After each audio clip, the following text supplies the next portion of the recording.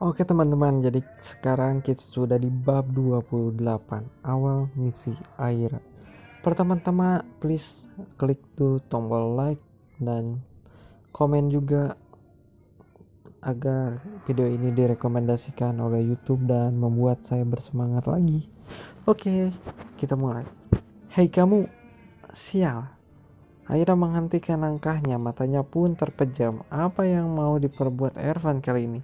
Saya pak, tanya seorang gadis cupu yang berdiri di belakang Aira dan menghadap ke arah Ervan. Aira menghela napas lega saat mengenal suara itu adalah suara Mbak Dea. Aira segera pergi dan akan berterima kasih pada Mbak Dea.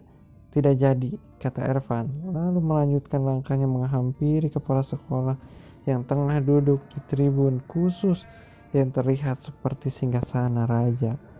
Awas aja kamu nanti, Ra, batin Ervan geram. Tadi dari CCTV ruangan khusus miliknya di sekolah ini, Ervan melihat Aira tengah duduk bersebelahan dengan dan mengobrol dengan seorang cowok. Dan lebih parahnya, cowok itu berbeda dengan yang waktu itu. Aira berlari ke kamar mandi untuk menghindari Ervan. Aman kali ya di sini, monolognya. Sementara Ervan, suaminya dari Aira itu, harus mendengar bahasa basi dari kepala sekolah karena sudah terlanjur menemuinya. Sekitar 15 menit, Ervan mendengarkan omongan yang sama sekali tidak penting menurutnya. Setelah itu, Ervan kembali ke ruangannya untuk melihat di mana istri nakalnya itu bersembunyi. Ervan tersenyum miring saat melihat Aira memasuki toilet cewek dan belum keluar.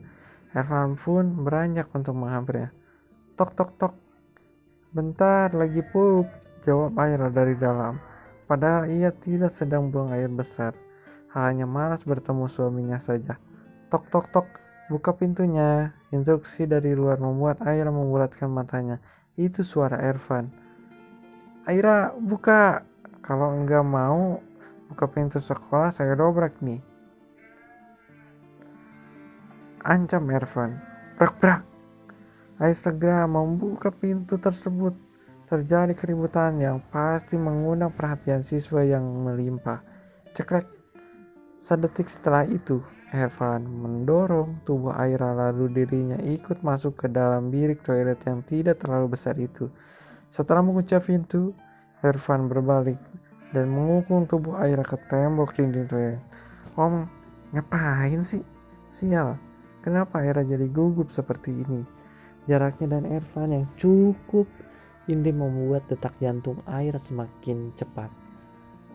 Ngapain ya? Tanya Ervan balik lalu memajukan wajahnya ke wajah Aira. Aira terus memundurkan wajahnya seiring wajah Ervan mendekat. Duk, kepala Aira sudah menyentuh tembok. Kini Aira memejamkan matanya karena melihat Ervan yang tengah memiringkan kepalanya.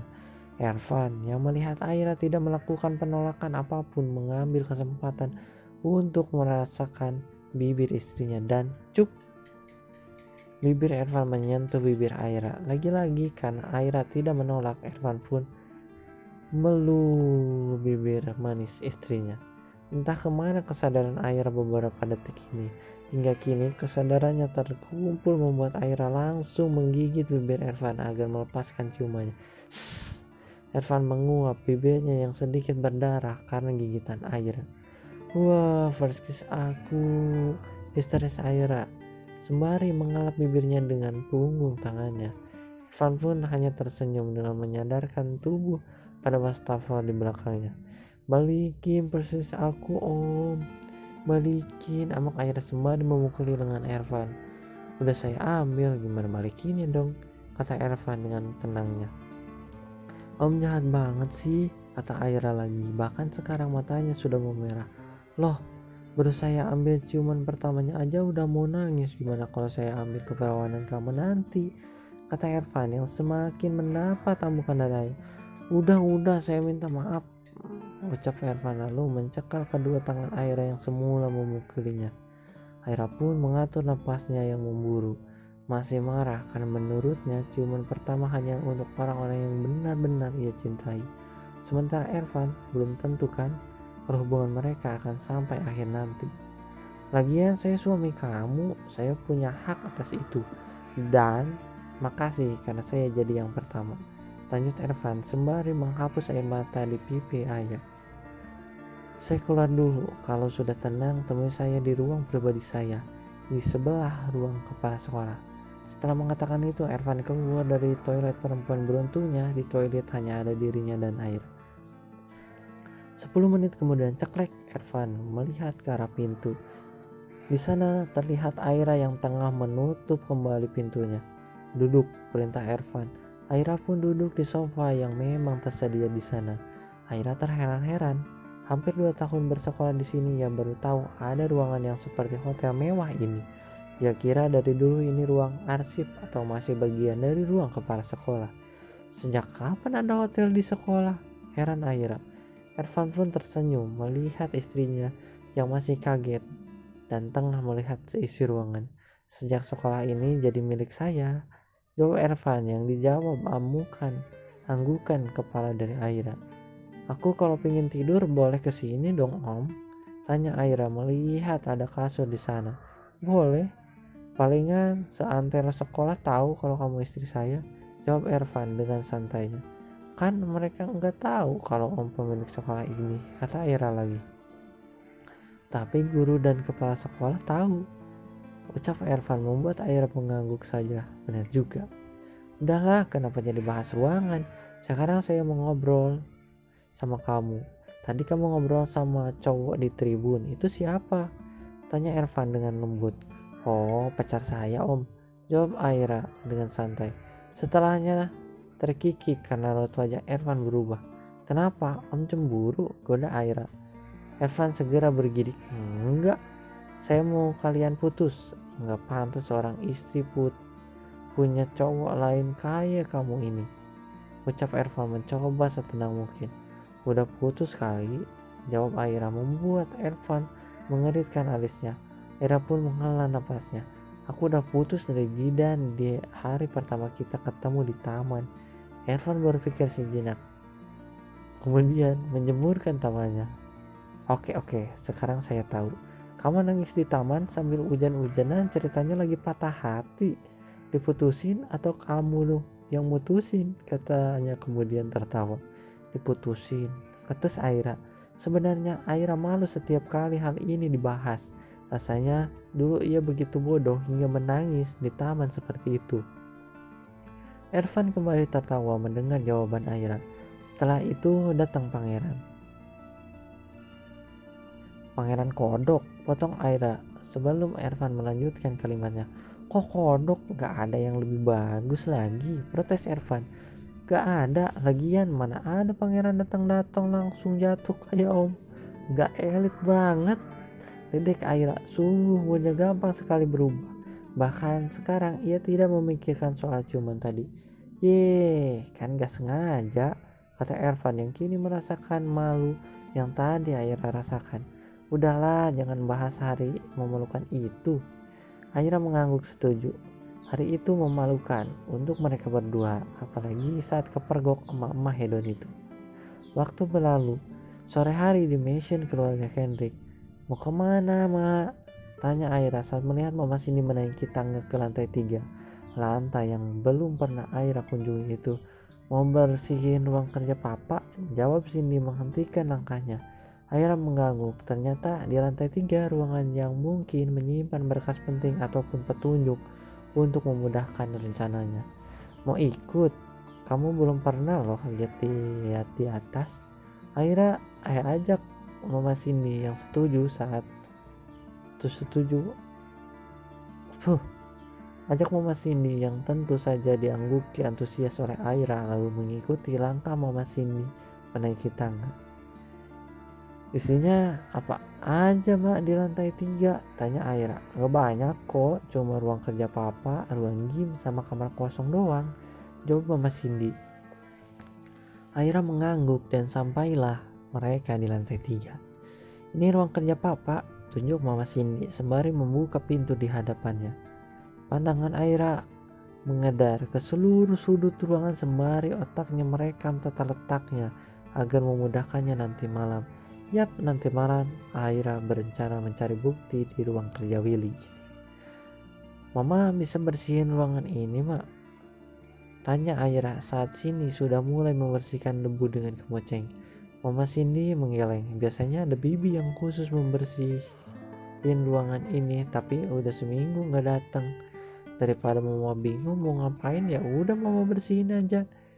Ayah mengangguk lalu melirik ke arah tumpukan berkas di meja. Iya, akan mulai dari sana nanti. Kamu kalau mau lihat-lihat ruangan lain juga boleh. Mau bersihin ini dulu, kata Mama Cindy yang mendapat gelengan kepala dari Ayah. Enggak, Mak, Aira mau lihat-lihat ruangan ini aja, tolak Aira. Ya udah, nggak apa-apa, Mama juga jarang banget kesini. Papa sering marah-marah kalau Mama yang bersihin. Selalu Birina yang disuruhnya. Gak mau Mama kecapean kali ya, kata Mama Cindy yang membuat Ayah tersenyum paksa. Bukan takut kecapean, tapi takut kekejian kebongkar, batin Aira. Pukul 23.17. Aira perlahan keluar dari kamarnya dan menengok ke kanan kiri, lalu melengok ke arah lantai bawah, memastikan bahwa semua orang sudah tertidur. Pakaian Aira sudah seperti maling, lengkap dengan topi, masker, dan kacamata. Setelah merasa aman, Aira menaiki satu persatu anak tangga lalu menuju lantai 3. Aira cukup merinding karena keadaannya yang gelap. Ceklek. Sehati-hati mungkin Aira membuka pintu ruangan kerja Willy dan menutupnya setelah dirinya masuk. Hal yang pertama dilakukan Aira adalah menyalakan senter dari ponselnya, karena jika menyalakan lampu takutnya ada yang melihat dari celah pintu atau jendela. Tujuan pertama Aira adalah setumpuk berkas di meja. Aira membaca satu persatu berkas itu dan setelah menghabiskan waktu hampir setengah jam dan sampai di berkas di tumpukan paling bawah, semuanya nihil. Ya juga ya, jika berkas penting tidak mungkin Willy meletakkan sembarangan seperti ini. Selanjutnya mata Aira tertuju pada laci-laci di depan kakinya. Keberuntungan sedang berpihak padanya, ternyata tidak dikunci. Aira pun membukanya dan terlihat juga berkas-berkas di dalam map. Dengan cepat Aira membuka dan itu adalah surat akuisisi salah satu perusahaan. Merasa itu berguna, Aira mengambilnya. Setelah itu laci demi laci Aira buka dan hamoir, semua isinya adalah surat akuisisi. Jadi bisa dibayangkan seberapa kaya Willy karena berhasil mengakuisisi banyak perusahaan, apalagi beberapa di antaranya perusahaan besar. Beruntung perusahaan almarhum Papa Aira tidak berhasil diakuisisi, dan itulah yang membuat Willy menyimpan dendam pada keluarganya. Saat merasa yang ia dapat sudah cukup, Aira hanya mengambil berkasnya saja dan meninggalkan mapnya. Bahkan Aira memasukkan beberapa lembar berkas di meja ke dalam map sebagai gantinya. Semoga saja Willy tidak segera mengetahuinya. Niat Aira akan membuat berkas palsu dan akan menyimpan berkas aslinya sendiri. Selanjutnya Aira menyorotkan senter ke seluruh sisi ruangan agar memastikan tidak ada CCTV, dan ternyata aman. Tunggu dulu, Aira melihat sesuatu lubang stop kontak. Sial, ada kamera tersembunyi di sana. Sesegera mungkin Aira mencongkel, kemudian menggunakan obeng yang ia bawa. Kamera kecil itu Aira lepaskan dari tempatnya dan ia injak-injak. Setelah itu memastikan kamera itu rusak, Aira kembali memasang stop kontak tersebut agar tidak ada yang membersihkan ruangan ini tidak curiga. Suara mobil terdengar. Aira mengintip dari jendela dan ternyata itu Adele yang baru pulang main. Aira segera memasukkan berkas itu ke dalam bajunya dan berlari keluar ruangan. Aira terlalu gegabah kenapa tadi tidak memeriksa terlebih dahulu dan langsung beraksi. Beruntungnya penampilan Aira seperti laki-laki juga menggunakan sarung tangan. Sebelum Adele melihatnya, Aira segera memasuki kamar tepat saat Adele membuka pintu rumah. Aira meluruhkan tubuhnya ke lantai dengan jantung yang berdetak kencang.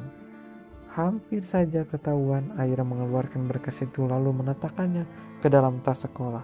Ayah tidak akan menyimpannya di rumah ini. Ayah akan menyimpannya di rumah sendiri, tentunya setelah membuat dokumen palsunya. Panjang, aduh boy. Segitu dulu, terima kasih. Jangan lupa subscribe, like, dan komen.